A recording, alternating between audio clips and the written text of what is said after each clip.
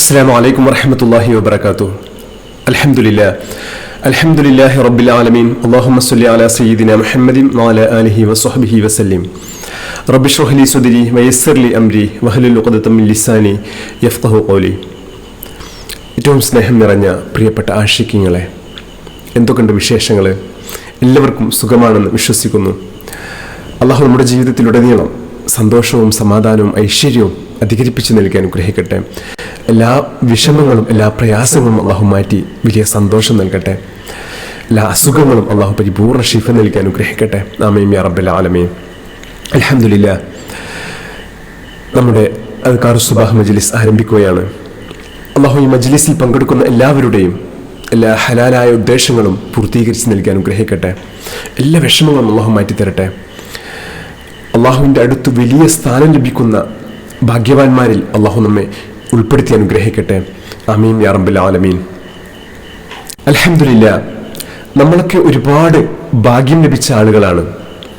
എപ്പോഴും അള്ളാഹുവിനെ ശുക്ർ ചെയ്തുകൊണ്ടേയിരിക്കണം. അത്രയധികം ഭാഗ്യം ലഭിച്ച ആളുകളാണ് നമ്മളൊക്കെ. കാരണം അള്ളാഹു നമുക്ക് ഹിദായത്ത് നൽകി, നല്ല ആരോഗ്യം നൽകി, സമ്പത്ത് നൽകി, ഒരുപാട് സുഖ സൗകര്യങ്ങൾ അള്ളാഹു നമുക്ക് നൽകിയിട്ടുണ്ട്.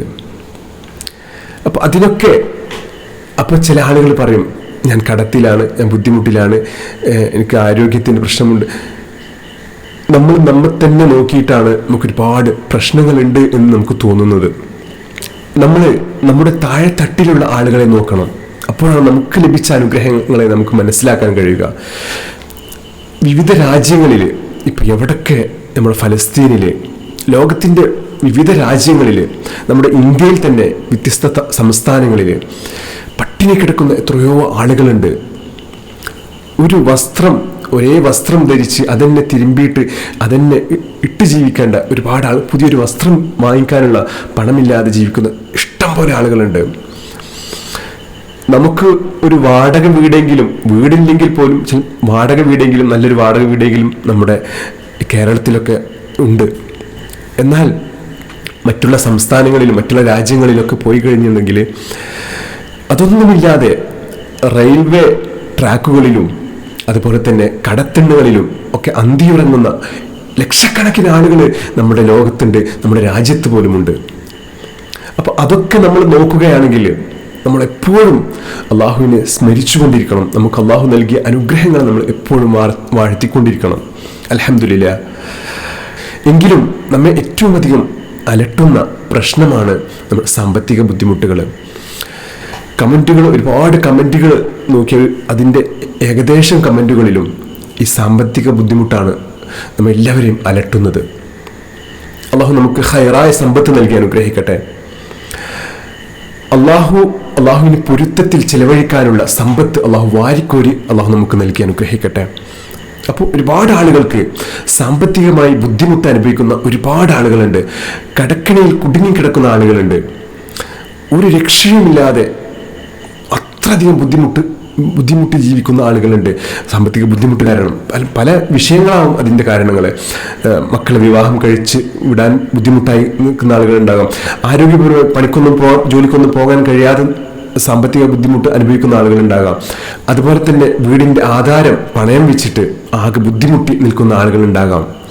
അപ്പോൾ എങ്ങനെ നോക്കിയാലും സാമ്പത്തിക ബുദ്ധിമുട്ടിൽ നമ്മൾ കുടുങ്ങിയിട്ടുണ്ടെങ്കിൽ, അല്ലെങ്കിൽ നമ്മുടെ ജീവിതത്തിൽ ഒരു വിശാലത ഇല്ല എന്ന് നമുക്ക് തോന്നുന്നുണ്ടെങ്കിൽ, ഒരു സന്തോഷമില്ല, ഒരു സമാധാനമില്ല, ഒരു കുടുസായിട്ടാണ് എപ്പോഴും ഉള്ളത് എന്ന് നമുക്ക് തോന്നുന്നുണ്ടെങ്കിൽ, ഏത് പ്രശ്നത്തിനും പരിഹാരമായിട്ട് നമ്മുടെ മഹത്തായ അള്ളാഹുവിൻ്റെ നാമങ്ങളിൽ അസ്മാഉൽ ഹുസ്നയിലെ മഹത്തായ ഒരു നാമമുണ്ട്. വളരെ പ്രധാനപ്പെട്ട ഒരു നാമമാണ് യാ ബാസിത്തു യാ അള്ളാഹ്. വിശാലമാക്കുന്ന അള്ളാഹുവെ, വിശാലമാക്കുന്നവനെ എന്ന് അർത്ഥം വരുന്ന അള്ളാഹുവിൻ്റെ മഹത്തായ നാമം മഹാന്മാർ പറയുന്നു 72 തവണ എല്ലാ ദിവസവും നിങ്ങളത് ചൊല്ലുകയാണെങ്കിൽ, ഒരു പരീക്ഷണാർത്ഥത്തിലല്ല, പൂർണ്ണ വിശ്വാസത്തോടുകൂടെ അള്ളാഹുവിൽ എല്ലാം അർപ്പിച്ചുകൊണ്ട്, നമുക്ക് അള്ളാഹു മാത്രമാണുള്ളത്, എല്ലാം അള്ളാഹുവിനെ സമർപ്പിക്കുക. അപ്പോൾ അള്ളാഹുവിൻ്റെ നാമം, മഹത്തായ നാമം, ഈ യാ ബാസിത്തു യാ അള്ളാഹ് എന്ന നാമം ദിവസവും 72 തവണ ചൊല്ലുന്നവൻക്ക് അള്ളാഹു അവൻ്റെ സമ്പത്തില്, മക്കളില്, ഭക്ഷണത്തില്, എല്ലാ കാര്യത്തിലും, വിദ്യാഭ്യാസം, എല്ലാ കാര്യത്തിലും അള്ളാഹു വലിയ വിശാലത നൽകുമെന്ന് മഹാന്മാരായ ആളുകൾ പഠിപ്പിക്കുന്നു. ദിവസവും 72 തവണ, ആ കണക്ക് തെറ്റാതെ 72 തവണ തന്നെ ചൊല്ലണം. അള്ളാഹു തൗഫീഖ് നൽകി അനുഗ്രഹിക്കട്ടെ. അപ്പോൾ ഇൻഷാ അള്ളാഹ് നമ്മുടെ ഇഷ്ക് മദീന കുടുംബത്തിൽ നമ്മുടെ അദ്കാർ സ്വബാഹിൽ ഇന്നു മുതൽ, കാരണം അത്രയധികം ആളുകൾക്ക് സാമ്പത്തിക ബുദ്ധിമുട്ടിൽ കഴിയുന്ന ആളുകളുണ്ട്. അപ്പോൾ നമ്മുടെ അദ്കാർ സ്വബാഹ് എന്ന് പറയുന്നത് നമുക്ക് ദിവസവും നമുക്ക് പതിവാക്കാനുള്ള, ജീവിതത്തിൽ വലിയ വിജയം ലഭിക്കാനുള്ള, ഇരു ലോകത്തും വലിയ വിജയം ലഭിക്കാൻ മുത്തഹബീബ് സല്ലല്ലാഹു അലൈഹി വസല്ലം തങ്ങൾ നമുക്ക് പഠിപ്പിച്ചു തന്ന സ്വർഗീയ ദിക്റുകൾ, സ്വലാത്തുകൾ, അതൊക്കെയാണ് നമ്മൾ മുടങ്ങാതെ ചൊല്ലാൻ വേണ്ടിയിട്ടാണ് ഈ അദ്കാർ സ്വബാഹ് എന്ന മജ്ലിസ് ഉണ്ടാക്കിയിട്ടുള്ളത്. അപ്പം അതിൽ നമ്മൾ മുടങ്ങാതെ ചൊല്ലാൻ വേണ്ടിയിട്ട് ഇന്നു മുതൽ അള്ളാഹുവിൻ്റെ തൗഫീഖ് കൊണ്ട് നമ്മൾ ഇന്നു മുതൽ ഈ യാ ബാസിത്തു യാ അള്ളാഹ് എന്ന നാമം 72 തവണ ഇന്നു മുതൽ ചൊല്ലുന്നതാണ്. അപ്പം എല്ലാവരും പങ്കാളികളാവണം എന്ന് ഓർമ്മപ്പെടുത്തുക. നമ്മുടെ എല്ലാ പ്രശ്നങ്ങളും മാറണം, നമുക്ക് നല്ല സമാധാനം ലഭിക്കണം, നല്ല ഇസ്സത്തോടുകൂടെ നല്ല മുസ്ലിമായിട്ട് അള്ളാഹുവിനെ ഇബാദത്ത് ചെയ്തുകൊണ്ട് ഈ ഭൂമിയിൽ ജീവിക്കണം. അതിനുള്ള തൗഫീഖ് അള്ളാഹു നമുക്ക് എല്ലാവർക്കും നൽകി അനുഗ്രഹിക്കട്ടെ. ആമീൻ യാ റബ്ബൽ ആലമീൻ. അപ്പോൾ നമുക്ക് ഒറ്റയ്ക്ക് ചൊല്ലാനാണെങ്കിൽ നമുക്ക് കഴിയുകയില്ല. നമ്മൾ ഒരു ദിവസമോ 2 ദിവസമോ ഒക്കെ ആയിട്ട് അത് മുടങ്ങി അവിടെ വെക്കും. അതേസമയം ഇതെല്ലാം കൂടി ഉള്ള ഒരു മജ്ലിസാണിത്. നമുക്ക് ഏറ്റവും പ്രധാനപ്പെട്ട എല്ലാ ഇതും ഇനിയും ഒരുപാട് ദിക്റുകൾ നമുക്ക് ആഡ് ചെയ്യാനുണ്ട്. അപ്പൊ അതൊക്കെ കൂടിയിട്ടുള്ള ഒരു മഹത്തായ മജ്ലിസാണിത്. അപ്പൊ ഇത് പതിവാക്കുന്ന ആളുകൾക്ക് വലിയ ഭാഗ്യമാണ്. അൽഹംദുലില്ലാഹ്. പതിവാക്കാൻ നമുക്ക് എല്ലാവർക്കും അല്ലാഹു തൗഫീഖ് നൽകി അനുഗ്രഹിക്കട്ടെ. ആമീൻ യാ റബ്ബൽ ആലമീൻ. അപ്പോൾ ഇൻഷാ അല്ലാഹ് നമ്മൾ ഇന്നത്തെ അദ്കാർ സ്വബാഹ് മജ്ലിസിലേക്ക് കടക്കുകയാണ്. إلى حضرة سيدنا وشفيعنا مصطفى محمد صلى الله عليه وسلم الفاتحة. أعوذ بالله من الشيطان الرجيم. بسم الله الرحمن الرحيم. الحمد لله رب العالمين الرحمن الرحيم مالك يوم الدين إياك نعبد وإياك نستعين اهدنا الصراط المستقيم صراط الذين أنعمت عليهم غير المغضوب عليهم ولا الضالين آمين. നമ്മൾ ഈ അദ്കാർ സുബാഹിലെ ആദ്യത്തെ 3 ഫാത്തിഹ നമ്മൾ ഓതുന്ന സമയത്ത് ആ നിയ്യത്ത് നമ്മൾ കരുതണം. ഒന്നാമത്തെ, നമ്മൾ പുതിയ ആളുകൾക്ക് വേണ്ടി പറയുകയാണ്, ഒന്നാമത്തെ ഫാത്തിഹ ഓതുന്ന സമയത്ത് മുത്തഹബീബ് സല്ലല്ലാഹു അലൈഹി വസല്ലം തങ്ങളുടെ പേരിൽ ചൊല്ലുന്നു. ആദ്യം തന്നെ 3 ഫാത്തിഹയ്ക്ക് വേണ്ടി നിയ്യത്ത് കരുതാം. രണ്ടാമത്തെ ഫാത്തിഹ ആദം നബി അലൈഹി സ്വലാത്തു വസ്സലാം മുതൽ മുത്തഹബീബ് സല്ലല്ലാഹു അലൈഹി വസല്ലം തങ്ങൾ വരെയുള്ള മുഴുവൻ അംബിയാ മുർസലീങ്ങൾ, ബദരീങ്ങൾ, ശുഹദാക്കൾ, ഉമ്മഹാത്തുൽ മുഅ്മിനീങ്ങൾ, ഖുലഫാ റാഷിദീങ്ങൾ, അതുപോലെ തന്നെ നമ്മളിൽ നിന്ന് മരണപ്പെട്ടു പോയ നമ്മുടെ പ്രിയപ്പെട്ട മാതാപിതാക്കൾ, നമ്മളിൽ നിന്ന് മരണപ്പെട്ട പ്രിയപ്പെട്ട മാതാപിതാക്കൾ മാത്രമല്ല, നമ്മളിൽ നിന്ന് മരണപ്പെട്ടു പോയ മക്കള്, നമ്മുടെ ബന്ധുക്കള്, എല്ലാവരെയും നമ്മൾ മനസ്സിൽ കരുതുക. രണ്ടാമത്തെ ഫാത്തിഹ. മൂന്നാമത്തെ ഫാത്തിഹ ആദം നബി അലൈഹി സ്വലാത്തു വസ്സലാം മുതൽ ഇന്ന് വരെ അള്ളാഹു സൃഷ്ടിച്ച മുഴുവൻ മുഅ്മിനീങ്ങൾക്കും മുഅ്മിനാത്തുകളുടെയും പേരിൽ മൂന്നാമത്തെ ഫാത്തിഹ. അപ്പൊ അത് 3 നിയ്യത്ത് കരുതിയിട്ട് ചൊല്ലുക. بسم الله الرحمن الرحيم الحمد لله رب العالمين الرحمن الرحيم مالك يوم الدين إياك نعبد وإياك نستعين اهدنا الصراط المستقيم صراط الذين أنعمت عليهم غير المغضوب عليهم ولا الضالين آمين. بسم الله الرحمن الرحيم الحمد لله رب العالمين الرحمن الرحيم مالك يوم الدين إياك نعبد وإياك نستعين اهدنا الصراط المستقيم صراط الذين أنعمت عليهم غير المغضوب عليهم ولا الضالين آمين. بسم الله الرحمن الرحيم الله لا إله إلا هو الحي القيوم لا تأخذه سنة ولا نوم له ما في السماوات وما في الأرض من ذا الذي يشفع عنده إلا بإذنه يعلم ما بين أيديهم وما خلفهم ولا يحيطون بشيء من علمه إلا بما شاء وسع كرسيه السماوات والأرض ولا يؤوده حفظهما وهو العلي العظيم. سيد الاستغفار اللهم أنت ربي لا إله إلا أنت خلقتني وأنا عبدك وأنا على أحدك ووعدك ما استطعت أعوذ بك من شر ما صنعت أبوء لك بنعمتك علي وأبوء بذنبي فاغفر لي فإنه لا يغفر الذنوب إلا أنت. بسم الله الرحمن الرحيم. آمن الرسول بما أنزل إليه من ربه والمؤمنون كل آمن بالله وملائكته وكتبه ورسله لا نفرق بين أحد من رسله وقالوا سمعنا وأطعنا غفرانك ربنا وإليك المصير. لا يكلف الله نفسا إلا وسعها لها ما كسبت وعليها ما اكتسبت ربنا لا تؤاخذنا إن نسينا أو أخطأنا ربنا ولا تحمل علينا إسرا كما حملته على الذين من قبلنا ربنا ولا تحملنا ما لا طاقة لنا به واعف عنا واغفر لنا وارحمنا أنت مولانا فانصرنا على القوم الكافرين. أعوذ بالله السميع العليم من الشيطان الرجيم. أعوذ بالله السميع العليم من الشيطان الرجيم. أعوذ بالله السميع العليم من الشيطان الرجيم. بسم الله الرحمن الرحيم. لو أنزلنا هذا القرآن على جبل لرأيته خاشعا متصدعا من خشية الله وتلك الأمثال نضربها للناس لعلهم يتفكرون. هو الله الذي لا إله إلا هو عالم الغيب والشهادة هو الرحمن الرحيم. هو الله الذي لا إله إلا هو الملك القدوس السلام المؤمن المحيمن العزيز الجبار المتكبر سبحان الله عما يشركون. هو الله الخالق البارئ المصور له الأسماء الحسنى يسبح له ما في السماوات والأرض وهو العزيز الحكيم. أصبحنا وأصبح الملك لله والحمد لله لا إله إلا الله وحده لا شريك له له الملك وله الحمد وهو على كل شيء قدير. رب أسألك خير ما في هذا اليوم وخير ما بعده وأعوذ بك من شر ما في هذا اليوم وشر ما بعده.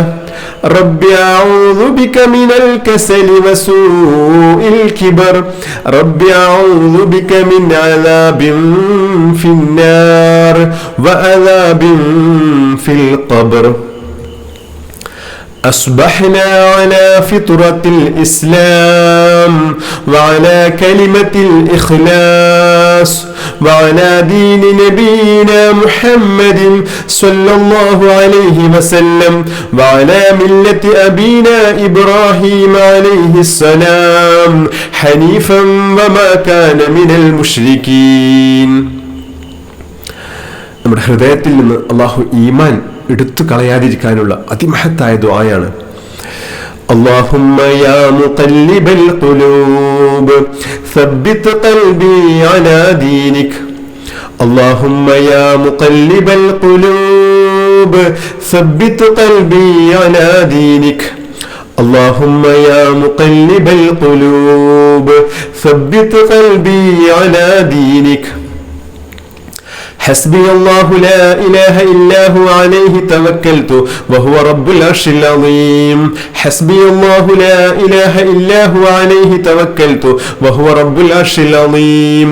حسبي الله لا إله إلا هو عليه توكلت وهو رب العرش العظيم. حسبي الله لا إله إلا هو عليه توكلت وهو رب العرش العظيم. حسبي الله لا إله إلا هو عليه توكلت وهو رب العرش العرش العظيم حسبي الله لا إله إلا هو عليه توكلت وهو رب العرش العظيم حسبي الله لا إله إلا هو عليه توكلت وهو رب العرش العظيم سبحان الله والحمد لله ولا إله إلا الله والله أكبر ولا حول ولا قوة إلا بالله العلي العظيم سبحان الله والحمد لله ولا إله إلا الله والله أكبر ولا حول ولا قوة إلا بالله العلي العظيم سبحان الله والحمد لله ولا إله إلا الله والله أكبر ولا حول ولا قوة إلا بالله العلي العظيم سبحان الله والحمد لله ولا إله إلا الله الله أكبر ولا حول ولا قوة إلا بالله العلي العظيم سبحان الله والحمد لله ولا إله إلا الله الله أكبر ولا حول ولا قوة إلا بالله العلي العظيم سبحان الله والحمد لله ولا إله إلا الله الله أكبر ولا حول ولا قوة إلا بالله العلي العظيم سبحان الله والحمد لله ولا إله إلا الله الله أكبر ولا حول ولا قوة إلا بالله العلي العظيم سبحان الله والحمد لله ولا إله إلا الله الله أكبر ولا حول ولا قوة إلا بالله العلي العظيم سبحان الله والحمد لله ولا إله إلا الله الله أكبر ولا حول ولا قوة إلا بالله العلي العظيم سبحان الله والحمد لله ولا إله إلا الله الله أكبر ولا حول ولا قوة إلا بالله العلي العظيم سبحان الله والحمد لله ولا إله إلا الله الله أكبر ولا حول ولا قوة إلا بالله العلي العظيم لا إله إلا أنت سبحانك إني كنت من الظالمين لا إله إلا أنت سبحانك إني كنت من الظالمين لا إله إلا أنت سبحانك إني كنت من الظالمين لا إله إلا أنت سبحانك إني كنت من الظالمين لا إله إلا أنت سبحانك إني كنت من الظالمين لا إله إلا أنت سبحانك إني كنت من الظالمين لا إله إلا أنت سبحانك إني كنت من الظالمين لا إله إلا أنت سبحانك إني كنت من الظالمين لا إله إلا أنت سبحانك إني كنت من الظالمين لا إله إلا أنت سبحانك إني كنت من الظالمين لا إله إلا أنت سبحانك إني كنت من الظالمين لا إله إلا الله وحده لا شريك له له الملك وله الحمد وهو على كل شيء قدير لا إله إلا الله وحده لا شريك له له الملك وله الحمد وهو على كل شيء قدير لا إله إلا الله وحده لا شريك له له الملك وله الحمد وهو على كل شيء قدير لا إله إلا الله وحده لا شريك له له الملك وله الحمد وهو على كل شيء قدير لا إله إلا الله وحده لا شريك له له الملك وله الحمد وهو على كل شيء قدير لا إله إلا الله وحده لا شريك له له الملك وله الحمد وهو على كل شيء قدير لا إله إلا الله وحده لا شريك له له الملك وله الحمد وهو على كل شيء قدير لا إله إلا الله وحده لا شريك له له الملك وله الحمد وهو على كل شيء قدير لا إله إلا الله وحده لا شريك له له الملك وله الحمد وهو على كل شيء قدير لا إله إلا الله وحده لا شريك له له الملك وله الحمد وهو على كل شيء قدير لا إله إلا الله وحده لا شريك له له الملك وله الحمد وهو على كل شيء قدير أستغفر الله العظيم الذي لا إله إلا هو الحي القيوم وأتوب إليه أستغفر الله العظيم الذي لا إله إلا هو الحي القيوم وأتوب إليه أستغفر الله العظيم الذي لا إله إلا هو الحي القيوم وأتوب إليه أستغفر الله العظيم الذي لا إله إلا هو الحي القيوم وأتوب إليه أستغفر الله العظيم الذي لا إله إلا هو الحي القيوم وأتوب إليه أستغفر الله العظيم الذي لا إله إلا هو الحي القيوم وأتوب إليه أستغفر الله العظيم الذي لا إله إلا هو الحي القيوم وأتوب إليه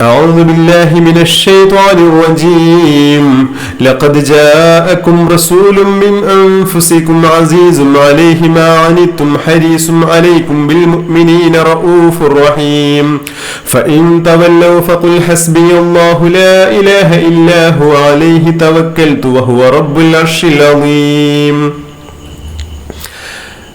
അതിമഹത്തായ ദുആഉൽ കർബ്.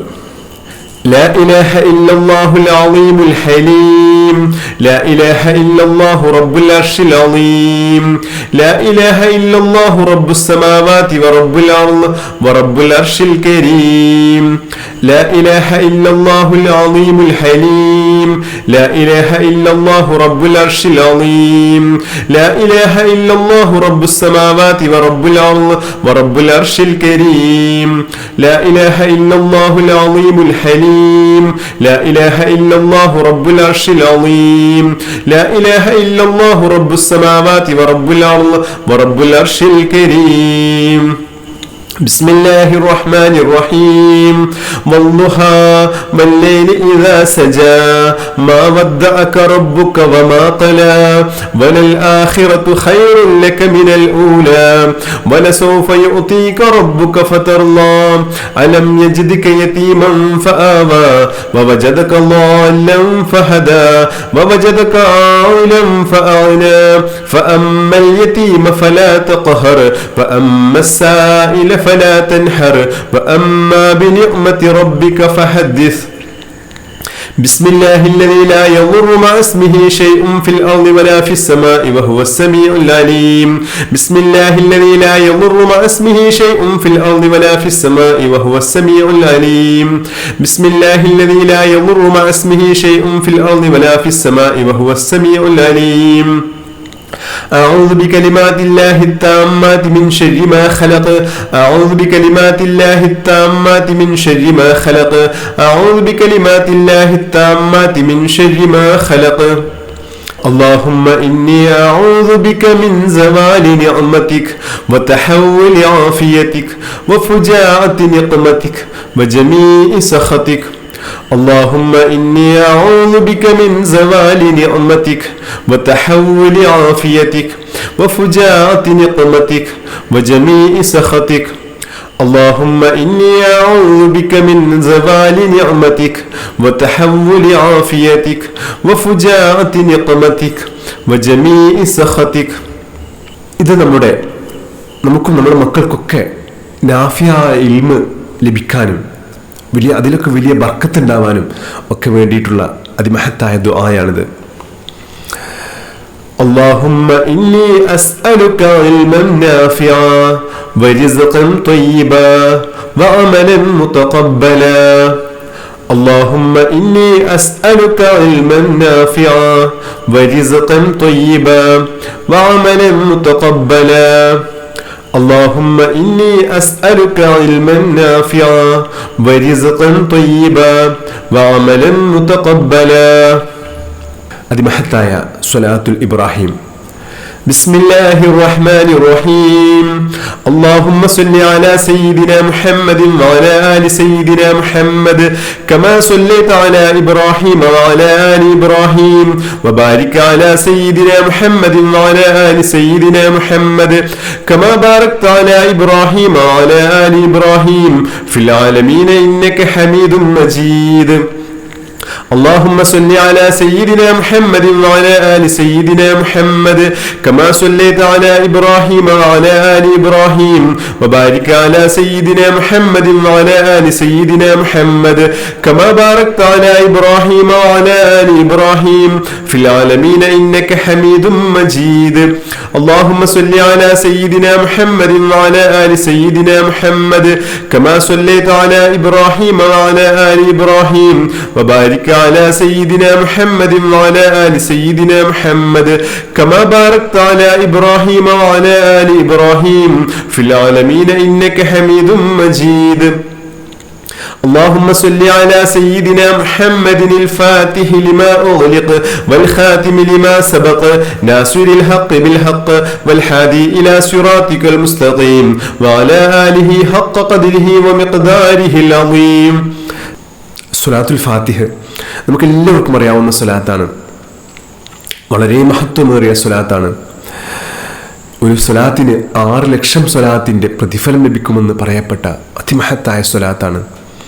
അപ്പോൾ ഫത്തഹാണ്, അതിലും മുഴുവനായിട്ടും വിജയമാണ്. അത്രയധികം വലിയ അർത്ഥമൂല്യമുള്ള സ്വലാത്താണ്. അപ്പോൾ നമ്മുടെ ഏത് കാര്യത്തിനും ഈ സ്വലാത്ത് ചൊല്ലിയാൽ വലിയ വിജയം സുനിശ്ചിതമാണെന്ന് പറയപ്പെട്ട അതിമഹത്തായ സ്വലാത്താണ്. എപ്പോഴും നമ്മൾ ഇത് പതിവാക്കേണ്ട സ്വലാത്തും കൂടിയാണ്. അള്ളാഹു ചൊല്ലാൻ പതിവാക്കാനും തൗഫീക്ക് നൽകി അനുഗ്രഹിക്കട്ടെ. اللهم صل على سيدنا محمد الفاتح لما أغلق والخاتم لما سبق ناصر الحق بالحق والهادي إلى صراطك المستقيم وعلى آله حق قدره ومقداره العظيم. اللهم صل على سيدنا محمد الفاتح لما أغلق والخاتم لما سبق ناصر الحق بالحق والهادي إلى صراطك المستقيم وعلى آله حق قدره ومقداره العظيم. اللهم صل على سيدنا محمد الفاتح لما أغلق والخاتم لما سبق ناصر الحق بالحق والهادي إلى صراطك المستقيم وعلى آله حق قدره ومقداره العظيم. അൽഹംദുലില്ലാ, അള്ളാഹു നമ്മളിൽ നിന്ന് പരിപൂർണമായും സ്വീകരിച്ച് അനുഗ്രഹിക്കട്ടെ. നമ്മൾ നാരിയത്ത് സ്വലാത്തിലേക്ക് പ്രവേശിക്കുകയാണ്. നമ്മൾ ഇന്നെന്താണോ നമുക്ക് ആഗ്രഹമുള്ളത്, നമ്മുടെ ആഗ്രഹങ്ങൾ പൂർത്തിയാവാനുള്ള ആഗ്രഹങ്ങൾ മനസ്സിൽ കരുതിയിട്ട് മുത്തഹബീബ് സല്ലല്ലാഹു അലൈഹി വസല്ലം തങ്ങളുടെ പേരിൽ ഹദിയ ചെയ്തിട്ട് ആ നിയ്യത്ത് കരുതിയിട്ട് ചൊല്ലിത്തുടങ്ങുക. അള്ളാഹുവോട് ദുആ ചെയ്യുക. അതിനുശേഷം അള്ളാഹുവോട് ദുആ ചെയ്യുക. നാരിയത്തു സ്വലാത്ത് മുൻനിർത്തിയിട്ട് അള്ളാഹുവെ നിന്നോട് ചോദിക്കുന്നു എന്നിട്ട് ഈ ആഗ്രഹം പറയുക. 100% ഉറപ്പാണ്, അള്ളാഹു തരും. 100%. അള്ളാഹു നമ്മൾ എങ്ങനെയാണോ അള്ളാഹുവെ കുറിച്ച് ചിന്തിക്കുന്നത് അതുപോലെയാണ് അള്ളാഹു നമുക്ക് തരിക. നമുക്ക് തരാനും തരാതിരിക്കാനും സാധ്യത ഉണ്ട്. ഞാൻ ചോദിച്ചു നോക്കാമെന്ന ഒരു മട്ടാണെങ്കിൽ അതേപോലെ തന്നെ ഉണ്ടാവുള്ളൂ. നമ്മൾ എങ്ങനെയാണ് അള്ളാഹുവിനെ കരുതുന്നത് അതുപോലെയാണ് അള്ളാഹു നമുക്ക് തരും. നമുക്കത് നിശ്ചയമായിട്ടും കിട്ടുമെന്ന് ഉറച്ച വിശ്വാസത്തോടു കൂടെ നമ്മൾ അള്ളാഹുവോട് ചോദിച്ചു കഴിഞ്ഞാൽ അള്ളാഹു അത് തരിക തന്നെ ചെയ്യും. പിന്നെ നമുക്കത് കിട്ടിയിട്ടില്ലെങ്കിൽ നമ്മൾ ആരും വിഷമിക്കണ്ട. കാരണം അതിൻ്റെ ഹൈറായ രൂപത്തിൽ അള്ളാഹു തന്നിട്ടുണ്ടാവും. നമുക്കത് പ്രത്യക്ഷത്തിൽ ചിലപ്പോൾ അനുഭവപ്പെടുകയില്ല. നമുക്ക് ഹൈറായ രൂപത്തിൽ നമുക്കത് ഹൈറാവണം. നമ്മൾ ചോദിക്കുന്നതൊക്കെ നമുക്ക് ഹൈറാവണമെന്നില്ല. അതിൻ്റെ ഹൈറായ രൂപത്തിൽ അള്ളാഹു അത് നമുക്ക് നൽകും. ചിലത് പ്രത്യക്ഷമായി തന്നെ അള്ളാഹു അത് നൽകും ചെയ്യും. ചിലത് അത് പ്രത്യക്ഷമാക്കാതെ അള്ളാഹു നമുക്ക് നൽകും. നമുക്ക് വലിയ സമാധാനം അള്ളാഹു നൽകും. നമുക്കതിനൊക്കെ വലിയ പ്രതിഫലം അള്ളാഹു നൽകും. അപ്പോൾ 100% അള്ളാഹു അതിന് റിസൾട്ട് തരിക തന്നെ ചെയ്യും. അപ്പോൾ ആ ഒരു ദൃഢനിശ്ചയത്തോടുകൂടെ നമ്മൾ അള്ളാഹുവോട് ചോദിക്കുക. അള്ളാഹു നിശ്ചയമായിട്ടും നമ്മുടെ മാതാപിതാക്കളോട് നമ്മളൊരു കാര്യം ചോദിച്ചു കഴിഞ്ഞാൽ നമുക്ക് അവർ എങ്ങനെ നമുക്ക് തരും, അതിനേക്കാൾ എത്രയോ ഇരട്ടി അള്ളാഹുവിന് നമ്മോട് ഇഷ്ടമാണ്. പ്രത്യേകിച്ച് നമ്മൾ ഈ അദ്കാർ സ്വഭാവം, ഈ അള്ളാഹുവിന് ഏറ്റവും ഇഷ്ടമുള്ള നാമങ്ങളും ദിക്റുകളും സ്വലാത്തുകളൊക്കെ ചൊല്ലിയിട്ട് നമ്മൾ ചോദിച്ചാൽ നമുക്ക് അള്ളാഹു ഒരിക്കലും തരാതിരിക്കുകയില്ല. നമ്മൾ ഇത് കഴിഞ്ഞിട്ട് ഇൻഷാ അല്ലാഹ് അസ്മാഉൽ ഹുസ്ന ചൊല്ലാൻ പോവുകയാണ്. അപ്പോൾ അതൊക്കെ കഴിഞ്ഞ് നമ്മൾ ദുആ ചെയ്യുകയാണ്. നമ്മുടെ ഈ ദുആ കഴിഞ്ഞിട്ട് നമ്മൾ ഓരോരുത്തരും ദുആ ചെയ്യണം. അള്ളാഹുവോട് ഹൃദയം തുറന്ന് ദുആ ചെയ്യണം. പരസ്യമായിട്ട് നമ്മൾ ഈ ദുആ ചെയ്യുന്നതിനേക്കാൾ നമ്മൾ ഹൃദയം തുറന്നിട്ട് അള്ളാഹുവോട് നമ്മുടെ കൈ നെഞ്ഞിൽ വെച്ചിട്ട് കണ്ണടച്ചിട്ട് അള്ളാഹുവെ മനസ്സിൽ കരുതിയിട്ട് അള്ളാഹുവോട് നമ്മൾ ചോദിക്കുക. അള്ളാഹു അത് തരിക തന്നെ ചെയ്യും. നമുക്ക് ബോധ്യപ്പെടും, നമുക്ക് അനുഭവപ്പെടും അള്ളാഹു നമുക്ക് തരുന്നത്. അള്ളാഹുവിനോടുള്ള ഒരു വിശ്വാസം നമുക്ക് അധികരിക്കും. അപ്പം നമ്മൾ ദുആ ചെയ്യുമ്പോൾ അങ്ങനെ നമ്മൾ ദുആ ചെയ്യാൻ ശ്രമിക്കും. അള്ളാഹു തൗഫീഖ് നൽകി അനുഗ്രഹിക്കട്ടെ. നമ്മൾ എല്ലാവർക്കും അള്ളാഹു തൗഫീഖ് നൽകി അനുഗ്രഹിക്കട്ടെ. ആമീൻ യാ റബ്ബൽ ആലമീൻ. ഇൻഷാ അല്ലാഹ് നമ്മൾ നാരിയത്തു സ്വലാത്തിലേക്ക് കടക്കുകയാണ്. إن الله وملائكته يصلون على النبي يا أيها الذين آمنوا صلوا عليه وسلموا تسليما اللهم صل صلاة كاملة وسلم سلاما تاما على سيدنا محمد الذي تنحل به العقد وتنفرج به الكرب وتقضى به الحوائج وتنال به الرغائب وحسن الخواتم ويستسقى الغمام بوجهه الكريم وعلى آله وصحبه في كل لمحة ونفس بعدد كل معلوم لك اللهم صل صلاة كاملة وسلم سلاما تاما على سيدنا محمد الذي تنحل به العقد وتنفرج به الكرب وتقضى به الحوائج وتنال به الرغائب وحسن الخواتم ويستسقى الغمام بوجهه الكريم وعلى آله وصحبه في كل لمحة ونفس بعدد كل معلوم لك. اللهم صل صلاة كاملة وسلم سلاما تاما على سيدنا محمد الذي تنحل به العقد وتنفرج به الكرب وتقضى به الحوائج وتنال به الرغائب وحسن الخواتم ويستسقى الغمام بوجهه الكريم وعلى آله وصحبه في كل لمحة ونفس بعدد كل معلوم لك. اللهم صل صلاة كاملة وسلم سلاما تاما على سيدنا محمد الذي تنحل به العقد وتنفرج به الكرب وتقضى به الحوائج وتنال به الرغائب وحسن الخواتم ويستسقى الغمام بوجهه الكريم وعلى آله وصحبه في كل لمحة ونفس بعدد كل معلوم لك. اللهم صل صلاة كاملة وسلم سلاما تاما على سيدنا محمد الذي تنحل به العقد وتنفرج به الكرب وتقضى به الحوائج وتنال به الرغائب وحسن الخواتم ويستسقى الغمام بوجهه الكريم وعلى آله وصحبه في كل لمحة ونفس بعدد كل معلوم لك. اللهم صل صلاة كاملة وسلم سلاما تاما على سيدنا محمد الذي تنحل به العقد وتنفرج به الكرب وتقضى به الحوائج وتنال به الرغائب وحسن الخواتم ويستسقى الغمام بوجهه الكريم وعلى آله وصحبه في كل لمحة ونفس بعدد كل معلوم لك. اللهم صل صلاة كاملة وسلم سلاما تاما على سيدنا محمد الذي تنحل به العقد وتنفرج به الكرب وتقضى به الحوائج وتنال به الرغائب وحسن الخواتم ويستسقى الغمام بوجهه الكريم وعلى آله وصحبه في كل لمحة ونفس بعدد كل معلوم لك. اللهم صل صلاة كاملة وسلم سلاما تاما على سيدنا محمد الذي تنحل به العقد وتنفرج به الكرب وتقضى به الحوائج وتنال به الرغائب وحسن الخواتم ويستسقى الغمام بوجهه الكريم وعلى آله وصحبه في كل لمحة ونفس بعدد كل معلوم لك. اللهم صل صلاة كاملة وسلم سلاما تاما على سيدنا محمد الذي تنحل به العقد وتنفرج به الكرب وتقضى به الحوائج وتنال به الرغائب وحسن الخواتم ويستسقى الغمام بوجهه الكريم وعلى آله وصحبه في كل لمحة ونفس بعدد كل معلوم لك. اللهم صل صلاة كاملة وسلم سلاما تاما على سيدنا محمد الذي تنحل به العقد وتنفرج به الكرب وتقضى به الحوائج وتنال به الرغائب وحسن الخواتم ويستسقى الغمام بوجهه الكريم وعلى آله وصحبه في كل لمحة ونفس بعدد كل معلوم لك. اللهم صل صلاة كاملة وسلم سلاما تاما على سيدنا محمد الذي تنحل به العقد وتنفرج به الكرب وتقضى به الحوائج وتنال به الرغائب وحسن الخواتم ويستسقى الغمام بوجهه الكريم وعلى آله وصحبه في كل لمحة ونفس بعدد كل معلوم لك. اللهم صل صلاة كاملة وسلم سلاما تاما على سيدنا محمد الذي تنحل به العقد وتنفرج به الكرب وتقضى به الحوائج وتنال به الرغائب وحسن الخواتم ويستسقى الغمام بوجهه الكريم وعلى آله وصحبه في كل لمحة ونفس معلوم لك. اللهم صل صلاة كاملة وسلم سلاما تاما على سيدنا محمد الذي تنحل به العقد وتنفرج به الكرب وتقضى به الحوائج وتنال به الرغائب وحسن الخواتم ويستسقى الغمام بوجهه الكريم وعلى آله وصحبه في كل لمحة ونفس بعدد كل معلوم لك. اللهم صل صلاة كاملة وسلم سلاما تاما على سيدنا محمد الذي تنحل به العقد وتنفرج به الكرب وتقضى به الحوائج وتنال به الرغائب وحسن الخواتم ويستسقى الغمام بوجهه الكريم وعلى آله وصحبه في كل لمحة ونفس بعدد كل معلوم لك.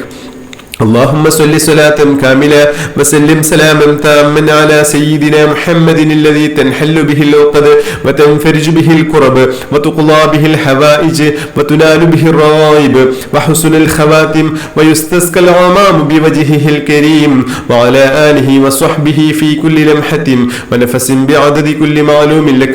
اللهم صل صلاة كاملة وسلم سلاما تاما على سيدنا محمد الذي تنحل به العقد وتنفرج به الكرب وتقضى به الحوائج وتنال به الرغائب وحسن الخواتم ويستسقى الغمام بوجهه الكريم وعلى آله وصحبه في كل لمحة ونفس بعدد كل معلوم لك. اللهم صل صلاة كاملة وسلم سلاما تاما على سيدنا محمد الذي تنحل به العقد وتنفرج به الكرب وتقضى به الحوائج وتنال به الرغائب وحسن الخواتم ويستسقى الغمام بوجهه الكريم وعلى آله وصحبه في كل لمحة ونفس بعدد كل معلوم لك.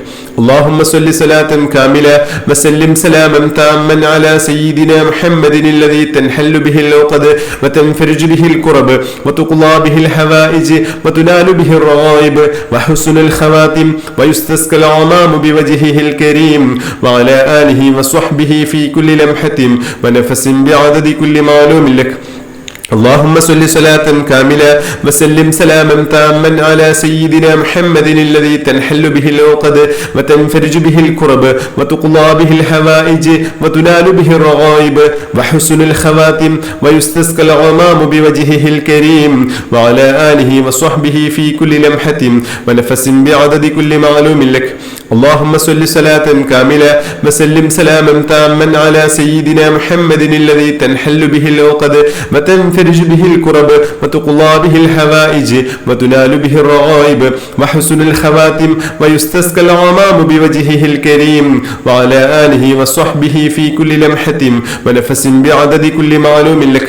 اللهم صل صلاة كاملة وسلم سلاما تاما على سيدنا محمد الذي تنحل به العقد وتنفرج به الكرب وتقضى به الحوائج وتنال به الرغائب وحسن الخواتم ويستسقى الغمام بوجهه الكريم وعلى آله وصحبه في كل لمحة ونفس بعدد كل معلوم لك. اللهم صل صلاة كاملة وسلم سلاما تاما على سيدنا محمد الذي تنحل به العقد وتنفرج به الكرب وتقضى به الحوائج وتنال به الرغائب وحسن الخواتم ويستسقى الغمام بوجهه الكريم وعلى آله وصحبه في كل لمحة ونفس بعدد كل معلوم لك. اللهم صل صلاة كاملة وسلم سلاما تاما على سيدنا محمد الذي تنحل به العقد وتنفرج به الكرب وتقضى به الحوائج وتنال به الرغائب وحسن الخواتم ويستسقى الغمام بوجهه الكريم وعلى آله وصحبه في كل لمحة ونفس بعدد كل معلوم لك. اللهم صل صلاة كاملة وسلم سلاما تاما على سيدنا محمد الذي تنحل به العقد وتنفرج به الكرب وتقضى به الحوائج وتنال به الرغائب وحسن الخواتم ويستسقى الغمام بوجهه الكريم وعلى آله وصحبه في كل لمحة ونفس بعدد كل معلوم لك. اللهم صل صلاة كاملة وسلم سلاما تاما على سيدنا محمد الذي تنحل به العقد وتنفرج به الكرب وتقضى به الحوائج وتنال به الرغائب وحسن الخواتم ويستسقى الغمام بوجهه الكريم وعلى آله وصحبه في كل لمحة ونفس بعدد كل معلوم لك. اللهم صل صلاة كاملة وسلم سلاما تاما على سيدنا محمد الذي تنحل به العقد وتنفرج به الكرب وتقضى به الحوائج وتنال به الرغائب وحسن الخواتم ويستسقى الغمام بوجهه الكريم وعلى آله وصحبه في كل لمحة ونفس بعدد كل معلوم لك. اللهم صل صلاة كاملة وسلم سلاما تاما على سيدنا محمد الذي تنحل به العقد وتنفرج به الكرب وتقضى به الحوائج وتنال به الرغائب وحسن الخواتم ويستسقى الغمام بوجهه الكريم وعلى آله وصحبه في كل لمحة ونفس بعدد كل معلوم لك. اللهم صل صلاة كاملة وسلم سلاما تاما على سيدنا محمد الذي تنحل به العقد وتنفرج به الكرب وتقضى به الحوائج وتنال به الرغائب وحسن الخواتم ويستسقى الغمام بوجهه الكريم وعلى آله وصحبه في كل لمحة ونفس بعدد كل معلوم لك. اللهم صل صلاة كاملة وسلم سلاما تاما على سيدنا محمد الذي تنحل به العقد وتنفرج به الكرب وتقضى به الحوائج وتنال به الرغائب وحسن الخواتم ويستسقى الغمام بوجهه الكريم وعلى آله وصحبه في كل لمحة ونفس بعدد كل معلوم لك. اللهم صل صلاة كاملة وسلم سلاما تاما على سيدنا محمد الذي تنحل به العقد وتنفرج به الكرب وتقضى به الحوائج وتنال به الرغائب وحسن الخواتم ويستسقى الغمام بوجهه الكريم وعلى آله وصحبه في كل لمحة ونفس بعدد كل معلوم لك. اللهم صل صلاة كاملة وسلم سلاما تاما على سيدنا محمد الذي تنحل به العقد وتنفرج به الكرب وتقضى به الحوائج وتنال به الرغائب وحسن الخواتم ويستسقى الغمام بوجهه الكريم وعلى آله وصحبه في كل لمحة ونفس بعدد كل معلوم لك. اللهم صل صلاة كاملة وسلم سلاما تاما على سيدنا محمد الذي تنحل به العقد وتنفرج به الكرب وتقضى به الحوائج وتنال به الرغائب وحسن الخواتم ويستسقى الغمام بوجهه الكريم وعلى آله وصحبه في كل لمحة ونفس بعدد كل معلوم لك. اللهم صل صلاة كاملة وسلم سلاما تاما على سيدنا محمد الذي تنحل به العقد وتنفرج به الكرب وتقضى به الحوائج وتنال به الرغائب وحسن الخواتم ويستسقى الغمام بوجهه الكريم وعلى آله وصحبه في كل لمحة ونفس بعدد كل معلوم لك. اللهم صل صلاة كاملة وسلم سلاما تاما على سيدنا محمد الذي تنحل به العقد وتنفرج به الكرب وتقضى به الحوائج وتنال به الرغائب وحسن الخواتم ويستسقى الغمام بوجهه الكريم وعلى آله وصحبه في كل لمحة ونفس بعدد كل معلوم لك. اللهم صل صلاة كاملة وسلم سلاما تاما على سيدنا محمد الذي تنحل به العقد وتنفرج به الكرب وتقضى به الحوائج وتنال به الرغائب وحسن الخواتم ويستسقى الغمام بوجهه الكريم وعلى آله وصحبه في كل لمحة ونفس بعدد كل معلوم لك. اللهم صل صلاة كاملة وسلم سلاما تاما على سيدنا محمد الذي تنحل به العقد وتنفرج به الكرب وتقضى به الحوائج وتنال به الرغائب وحسن الخواتم ويستسقى الغمام بوجهه الكريم وعلى آله وصحبه في كل لمحة ونفس بعدد كل معلوم لك. اللهم صل صلاة كاملة وسلم سلاما تاما على سيدنا محمد الذي تنحل به العقد وتنفرج به الكرب وتقضى به الحوائج وتنال به الرغائب وحسن الخواتم ويستسقى الغمام بوجهه الكريم وعلى آله وصحبه في كل لمحة ونفس بعدد كل معلوم لك. اللهم صل صلاة كاملة وسلم سلاما تاما على سيدنا محمد الذي تنحل به العقد وتنفرج به الكرب وتقضى به الحوائج وتنال به الرغائب وحسن الخواتم ويستسقى الغمام بوجهه الكريم وعلى آله وصحبه في كل لمحة ونفس بعدد كل معلوم لك. اللهم صل صلاة كاملة وسلم سلاما تاما على سيدنا محمد قد تنحل به العقد وتنفرج به الكرب وتقضى به الحوائج وتنال به الرغائب وحسن الخواتم ويستسقى الغمام بوجهه الكريم وعلى آله وصحبه في كل لمحة ونفس بعدد كل معلوم لك.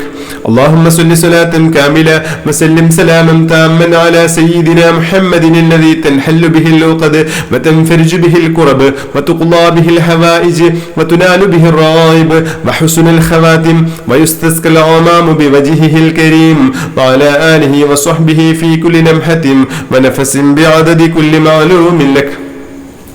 അൽഹംദുലില്ലാഹ്. അല്ലാഹു നമ്മളിൽ നിന്ന് പരിപൂർണമായും സ്വീകരിച്ച് അനുഗ്രഹിക്കട്ടെ. ആമീൻ യാ റബ്ബൽ ആലമീൻ. നമ്മൾ അസ്മാഉൽ ഹുസ്ന ചെല്ലാൻ പോവുകയാണ്. بسم الله الرحمن الرحيم هو الله الذي لا إله إلا هو يا الله يا رحمن يا الله يا رحيم يا الله يا ملك يا الله يا قدوس يا الله يا سلام يا الله يا مؤمن يا الله يا مهيمن يا الله يا عزيز يا الله يا جبار يا الله يا متكبر يا الله يا خالق يا الله يا بارئ يا الله يا مصور يا الله يا غفار يا الله يا قهار يا الله يا وهاب يا الله يا رزاق يا الله يا فتاح يا الله يا عليم يا الله يا قابض يا الله يا باسط يا الله يا خافض يا الله يا رافع يا الله يا معز يا الله يا مذل يا الله يا سميع يا الله يا بصير يا الله يا حكم يا الله يا عدل يا الله يا لطيف يا الله يا خبير يا الله يا حليم يا الله يا عظيم يا الله يا غفور يا الله يا شكور يا الله يا علي يا الله يا كبير يا الله يا حفيظ يا الله يا مقيت يا الله يا حسيب يا الله يا جليل يا الله يا كريم يا الله يا رقيب يا الله يا مجيب يا الله يا واسع يا الله يا حكيم يا الله يا ودود يا الله يا مجيد يا الله يا باعث يا الله يا شهيد يا الله يا حق يا الله يا وكيل يا الله يا قوي يا الله يا متين يا الله يا ولي يا الله يا حميد يا الله يا محسن يا الله يا مبدئ يا الله يا معيد يا الله يا محيي يا الله يا مميت يا الله يا حي يا الله يا قيوم يا الله يا واجد يا الله يا ماجد يا الله يا واحد يا الله يا أحد يا الله يا صمد يا الله يا قادر يا الله يا مقتدر يا الله يا مقدم يا الله يا مؤخر يا الله يا أول يا الله يا آخر يا الله يا ظاهر يا الله يا باطن يا الله يا والي يا الله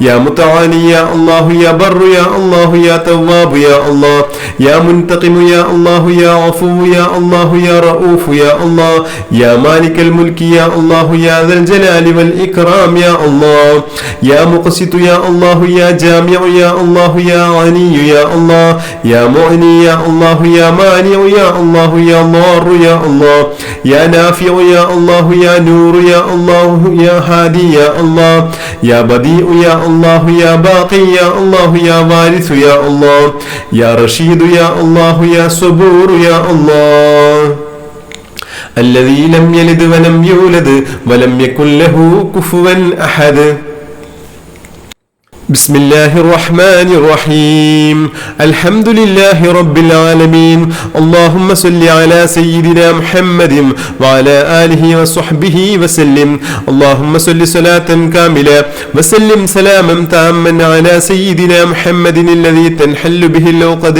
وتنفرج به الكرب وتقضى به الحوائج وتنال به الرغائب وحسن الخواتم ويستسقى الغمام بوجهه الكريم وعلى آله وصحبه في كل لمحة ونفس بعدد كل معلوم لك أرحم الرحيماയ الملك الملوكായ രാജസയ്യിദായ അല്ലാഹ് യാ അല്ലാഹ് യാ അല്ലാഹ് യാ അല്ലാഹ് യാ റഹ്മാൻ യാ അല്ലാഹ് യാ റഹീം യാ അല്ലാഹ് യാ മലിക് യാ അല്ലാഹ് യാ ഖുദ്ദൂസ് യാ അല്ലാഹ് യാ മുജീബ് യാ അല്ലാഹ് യാ മുജീബ് യാ അല്ലാഹ് യാ മുജീബ് യാ അല്ലാഹ് അർഹമുർ റഹീമായ അല്ലാഹ് അല്ലാഹുവേ ഞങ്ങൾ ചൊല്ലിത്തീർത്ത ഈ അദ്കാർ സുബാഹ് മജ്ലിസ് നീ പരിപൂർണമായും സ്വീകരിച്ച് അനുഗ്രഹിക്കണേ റഹ്മാനേ ഹബീബ് സല്ലല്ലാഹു അലൈഹി വസല്ലം തങ്ങളുടെ തിരുഹളറത്തിലെത്തിക്കണേ റഹ്മാനെ അല്ലാഹുവേ എല്ലാ അംബിയാ മുർസലീങ്ങളുടെയും ഹളറത്തിലെത്തിക്കണേ റഹ്മാനെ എല്ലാ ഔലിയാക്കളുടെയും ഹളറത്തിലെത്തിക്കണേ റഹ്മാനെ അല്ലാഹുവേ ഞങ്ങളിൽ നിന്ന് മരണപ്പെട്ടു പോയ ഞങ്ങളുടെ പ്രിയപ്പെട്ട മാതാപിതാക്കളുടെ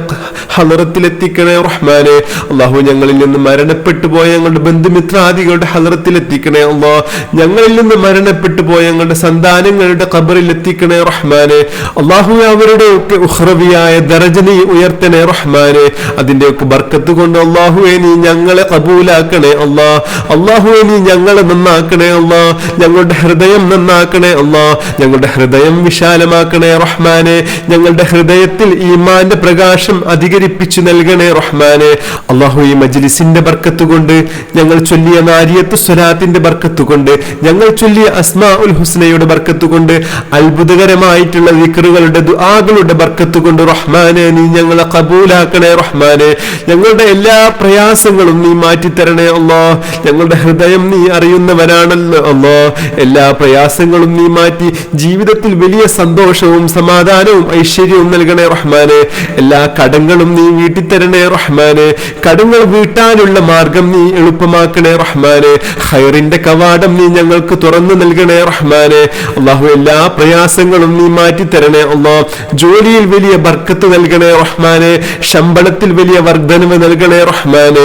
അല്ലാഹു കിട്ടുന്ന ശമ്പളത്തിൽ വലിയ ബർക്കത്ത് നൽകണേ അല്ലാഹ്. അല്ലാഹു ഞങ്ങളിൽ ജോലിയില്ലാത്തവർക്ക് ഖൈറായ ജോലി നൽകണേ റഹ്മാനെ. ജീവിതത്തിലെ എല്ലാ പ്രയാസങ്ങളും നീ മാറ്റണേ റഹ്മാനെ. അല്ലാഹുവെ പലവിധ ഉദ്ദേശം മനസ്സിൽ കരുതി ഈ മജ്ലിസിൽ പങ്കെടുക്കുന്നവരാണ് റഹ്മാനെ. നീ ഖബൂലാക്കണേ റഹ്മാനെ. മനസ്സിൽ വലിയ സന്തോഷവും റാഹത്തും നൽകണേ അല്ലാഹ്. ജീവിതത്തിൽ വലിയ സന്തോഷം നൽകണേ അല്ലാഹ്. വലിയ വിജയം നൽകണേ അല്ലാഹ്. ഞങ്ങളെ മക്കളെ നീ വിജയിപ്പിക്കണേ അല്ലാഹ്. ഞങ്ങളെ മക്കളെ നീ വിജയിപ്പിക്കണേ റഹ്മാനെ. മക്കൾക്കും ഞങ്ങൾക്കും നാഫിയായ ഇൽമു നൽകണേ റഹ്മാനെ. ജോലിയില്ലാതെ ബുദ്ധിമുട്ടുന്ന മക്കൾക്ക് ഖൈറായ ജോലി നൽകണേ റഹ്മാനെ. അല്ലാഹു അവർ ദീനിന്റെ മക്കളാക്കണേ റഹ്മാനെ. ദീനിന്റെ ഇസ്സത്ത് മുറുകെ പിടിച്ച് ജീവിക്കുന്നവരിൽ ഉൾപ്പെടുത്തണേ റഹ്മാനെ. അല്ലാഹുവെ മാതാപിതാക്കളെ സ്നേഹിക്കുന്നവരിൽ ഉൾപ്പെടുത്തണേ അല്ലാഹ്. അല്ലാഹുവെ ഞങ്ങളുടെ എല്ലാ അസുഖങ്ങളും നീ പരിപൂർണ ശിഫ നൽകണേ റഹ്മാനെ. കീറി മുറിക്കുന്നതും വെട്ടിമുറിക്കുന്നതുമായ ഒരു അസുഖങ്ങളും നീ ഞങ്ങൾക്ക് നൽകി ഞങ്ങളെ പരീക്ഷിക്കല്ല അല്ലാഹ്. അതൊന്നും താങ്ങാനുള്ള കഴിവ് ഞങ്ങൾക്കില്ല റഹ്മാനെ. ഈമാൻ അടിയുറച്ചു നിർത്തണേ റഹ്മാനെ. നിന്നെ കുറിച്ചിട്ടുള്ള ഓർമ്മകൾ ഞങ്ങളുടെ ഹൃദയത്തിൽ സദാ നേരം നൽകണേ റഹ്മാനെ. നീ സ്നേഹിക്കുന്നവരിൽ ഞങ്ങളെ ഉൾപ്പെടുത്തണേ അല്ലാഹ്. നീ ഇഷ്ടപ്പെടുന്നവരിൽ ഞങ്ങളെ ഉൾപ്പെടുത്തണേ റഹ്മാനെ. മുത്ത ഹബീബ് സല്ലല്ലാഹു അലൈഹി വസല്ലം തങ്ങളെ ഇഷ്ടപ്പെടുന്ന ആശിഖീങ്ങളിൽ ഞങ്ങളെ ഉൾപ്പെടുത്തണേ റഹ്മാനെ. അല്ലാഹുവേ മദീനത്ത് പലതവണ പോകാനുള്ള തൗഫീഖ് നൽകണേ അല്ലാഹ്. മുത്തിന്റെ ചാരത്ത് പലതവണ ചെന്ന് സലാം പറയാനുള്ള തൗഫീഖ് നൽകണേ റഹ്മാനെ. ആ മുത്തിനെ ഒരുപാട് തവണ സ്വപ്നത്തിൽ കാണാനുള്ള ഭാഗ്യം നൽകണേ റഹ്മാനെ. ഞങ്ങൾക്ക് എല്ലാവർക്കും നൽകണേ അല്ലാഹ്. ഒരുപാട് സ്വലാത്ത് അധികരിപ്പിക്കാനുള്ള തൗഫീഖ് നൽകണേ റഹ്മാനെ. ഇഷ്ക് മദീന കുടുംബത്തിലൂടെ ദിവസവും 1000 സ്വലാത്ത് പതിവാക്കാനുള്ള തൗഫീഖ് നൽകണേ റഹ്മാനെ. തൗഫീഖ് നൽകണേ അല്ലാഹ്. അല്ലാഹുവേ നീ ഞങ്ങളെ ഖബൂലാക്കണേ റഹ്മാനെ. അല്ലാഹുവേ ഞങ്ങളിൽ വിവാഹപ്രായമായിട്ടും വിവാഹം ശരിയാവാതെ ബുദ്ധിമുട്ടുന്ന ഒരുപാട് സഹോദരി സഹോദരന്മാരുണ്ട് അല്ലാഹ്. അല്ലാഹുവേ ഖൈറായ ഇണകളെ നൽകണേ റഹ്മാനെ. കുടുംബ ജീവിതത്തിൽ വലിയ സന്തോഷം നൽകണേ അല്ലാഹ്. കുടുംബ ജീവിതത്തിൽ വലിയ ബർക്കത്ത് നൽകണേ റഹ്മാനെ. അല്ലാഹുവേ സന്താനങ്ങളില്ലാത്തവർക്ക് ഖൈറായ സന്താനങ്ങളെ നൽകണേ റഹ്മാനെ. ആൺകുട്ടികളെ വേണ്ടവർക്ക് ആൺകുട്ടികളെ നൽകണേ അല്ലാഹ്. പെൺകുട്ടികളെ വേണ്ടവർക്ക് പെൺകുട്ടികളെ നൽകണേ അല്ലാഹ്. ഞങ്ങളെ മക്കളെ നീ ഖബൂലാക്കണേ അല്ലാഹ്. ഞങ്ങളെ മക്കളെ നേരിന്റെ മക്കളാക്കണേ അല്ലാഹ്. സന്മാർഗത്തിന്റെ പാതയിലൂടെ ചലിക്കുന്ന മക്കളാക്കണേ റഹ്മാനെ. നീ പൊരുത്തപ്പെട്ട മക്കളാക്കണേ അല്ലാഹ്. ഞങ്ങൾക്ക് അഭിമാനം നൽകുന്ന മക്കളാക്കണേ അല്ലാഹ്. ദീനിന് അഭിമാനമാകുന്ന മക്കളാക്കണേ അല്ലാഹ്. ദീനിനും സമുദായത്തിനും ഞങ്ങൾക്ക് ആർക്കും അപമാനം നൽകുന്ന മക്കളെ ഞങ്ങൾക്ക് നൽകല്ല റഹ്മാനെ. അല്ലാഹുവേ ഞങ്ങൾക്ക് നൽകല്ല അല്ലാഹ്. അല്ലാഹുവേ ഞങ്ങളുടെ ഇഷ്ക് മദീന കുടുംബത്തെ നീ അനുഗ്രഹിക്കണേ റഹ്മാനെ. പലവിധ മുറാദുകൾ ഉള്ള ആളുകളുണ്ട് റഹ്മാനെ. എല്ലാ ഉദ്ദേശങ്ങളും അറിയുന്ന നാഥ നീ ഹാസിലാക്കി കൊടുക്കണേ അല്ലാഹ്. നീ പൂർത്തീകരിച്ച് നൽകി അനുഗ്രഹിക്കണേ റഹ്മാനെ. എല്ലാ വിഷമങ്ങളും നീ മാറ്റിത്തരണേ അല്ലാഹ്. എല്ലാ പ്രയാസങ്ങളും നീ മാറ്റിത്തരണേ അല്ലാഹ്. അല്ലാഹുവേ ഞങ്ങളിൽ നിന്ന് വന്നു പോയ ചെറുതും വലുതുമായ എല്ലാ തെറ്റുകുറ്റങ്ങളും നീ വിട്ടുപുറത്ത് മാപ്പാക്കണേ റഹ്മാനെ. അറിഞ്ഞും അറിയാതെയും രഹസ്യമായും പരസ്യമായും ഒരുപാട് തെറ്റുകൾ ചെയ്തു പോയിട്ടുണ്ട് റഹ്മാനെ. നീ പൊറുക്കണേ അല്ലാഹ്. നീ പൊറുത്തു മാപ്പാക്കണേ റഹ്മാനെ. അല്ലാഹുവേ ഞങ്ങളെ എല്ലാ അപകടങ്ങളിൽ നിന്നും നീ കാത്തുരക്ഷിക്കണേ അല്ലാഹ്. വാഹനത്തിൽ സഞ്ചരിക്കുന്നവരാണ് റഹ്മാനെ. എല്ലാ അപകടങ്ങളിൽ നിന്നും അപകട മരണങ്ങളിൽ നിന്നും ഞങ്ങളെ കാത്തുരക്ഷിക്കണേ അല്ലാഹ്. അല്ലാഹുവേ പെട്ടെന്നുള്ള മരണങ്ങളെ തൊട്ട് ഞങ്ങളെ കാത്തുരക്ഷിക്കണേ അല്ലാഹ്. കടക്കാരനാക്കി അല്ലാഹുവേ ഞങ്ങളെ നീ മരിപ്പിക്കല്ലേ റഹ്മാനെ. എല്ലാ ബാധ്യതകളും വീട്ടി സന്തോഷത്തോടുകൂടെയുള്ള ജീവിതം ഞങ്ങൾക്ക് നൽകണേ റഹ്മാനെ. നിന്റെ പൊരുത്തത്തിലുള്ള ജീവിതം നൽകണേ റഹ്മാനെ. അല്ലാഹുവേ നീ ഞങ്ങളെ ഖബൂലാക്കണേ അല്ലാഹ്. പെട്ടെന്നുള്ള മരണങ്ങളെ തൊട്ട് ഞങ്ങളെ കാത്തുരക്ഷിക്കണേ റഹ്മാനെ. അല്ലാഹുവേ മരണം ഖൈറാകുന്ന സമയത്ത് കലിമത്തു തൗഹീദ് ഉറക്കെ ഉച്ചരിച്ച് മുത്തുനബിയുടെ ഫോട്ടോ കണ്ട് സ്വർഗത്തിന്റെ ഫോട്ടോ കണ്ട് മരിക്കാനുള്ള ഭാഗ്യം നൽകണേ റഹ്മാനെ. സുജൂദിൽ കിടന്ന് മരിക്കാനുള്ള ഭാഗ്യം നൽകണേ റഹ്മാനെ. നിന്റെ പൊരുത്തത്തിലുള്ള മരണമാക്കണേ അല്ലാഹ്. ഞങ്ങളുടെ ഖബർ നീ സ്വർഗപ്പൂന്തോപ്പാക്കണേ റഹ്മാനെ. അല്ലാഹുവേ ഞങ്ങളുടെ പ്രിയപ്പെട്ട മാതാ മാതാപിതാക്കളുടെ ഖബറിനെ സ്വർഗ്ഗപ്പൂന്തോപ്പാക്കണേ റഹ്മാനെ. ഞങ്ങളുടെ ബന്ധുമിത്രാദികളുടെ ഖബറിനെ സ്വർഗ്ഗപ്പൂന്തോപ്പാക്കണേ റഹ്മാനെ. ഞങ്ങളുടെ സന്താനങ്ങളുടെ ഖബറിനെ സ്വർഗ്ഗപ്പൂന്തോപ്പാക്കണേ അല്ലാഹ്. സ്വർഗ്ഗത്തിൽ നിന്നുള്ള കവാടം അവരുടെ ഖബറിലേക്ക് നീ തുറന്നു നൽകണേ റഹ്മാനെ. അല്ലാഹു, ഞങ്ങൾ ഇഷ്ക് മദീന കുടുംബത്തിലൂടെ ചൊല്ലിവരുന്ന കോടിക്കണക്കിന് സ്വലാത്തുകളുടെയും ദിക്റുകളുടെയും മജ്ലിസുകളുടെയും മഹത്തായ മിസ്ല സവാബ് നീ ഞങ്ങളുടെ ഖബറിലേക്ക് സ്വർഗീയ പ്രകാശമാക്കി നൽകി അനുഗ്രഹിക്കണേ റഹ്മാനെ. അല്ലാഹു, ഞങ്ങളുടെ മഹ്ശറയിൽ ഞങ്ങളെ കാത്ത് രക്ഷിക്കണേ അല്ലാഹ്. അർശിന്റെ തണൽ ഞങ്ങൾക്ക് നൽകണേ റഹ്മാനെ. നീ അനുഗ്രഹിച്ചവരിൽ ഞങ്ങളെ ഉൾപ്പെടുത്തണേ അല്ലാഹ്. മുത്തുനബിയുടെ കൂടെ സ്വർഗത്തിൽ വലിയ സ്ഥാനം നൽകണേ റഹ്മാനെ. അല്ലാഹു, ഞങ്ങളുടെ എല്ലാ പ്രയാസങ്ങളും നീ മാറ്റിത്തരണേ അല്ലാഹ്. ഞങ്ങൾ എന്തൊക്കെ മനസ്സിൽ കരുതുന്നുണ്ടോ അല്ലാഹ്, അതൊക്കെ നീ പൂർത്തീകരിച്ച് നൽകണേ അല്ലാഹ്. ഞങ്ങളുടെ എല്ലാ വിഷമങ്ങളും നീ മാറ്റണേ അല്ലാഹ്. ഈ അദ്കാർ സുബാഹിന്റെ മജ്ലിസിന്റെ ബർക്കത്ത് കൊണ്ട് അല്ലാഹുവേ ഞങ്ങളുടെ എല്ലാ ഹലാലായ ഉദ്ദേശങ്ങളും നീ പൂർത്തീകരിക്കണേ റഹ്മാനെ. ربنا آتنا في الدنيا حسنة وفي الآخرة حسنة وقنا عذاب النار. اللهم ربنا تقبل منا إنك أنت السميع العليم وتب علينا إنك أنت التواب الرحيم. آمين برحمتك يا أرحم الراحمين. بحق صلى الله على محمد صلى الله عليه وسلم صلى الله على محمد صلى الله عليه وسلم. اللهم صل على محمد يا رب صل عليه وسلم بحق جميع الأنبياء والمرسلين والحمد لله رب العالمين. السلام عليكم ورحمة الله وبركاته.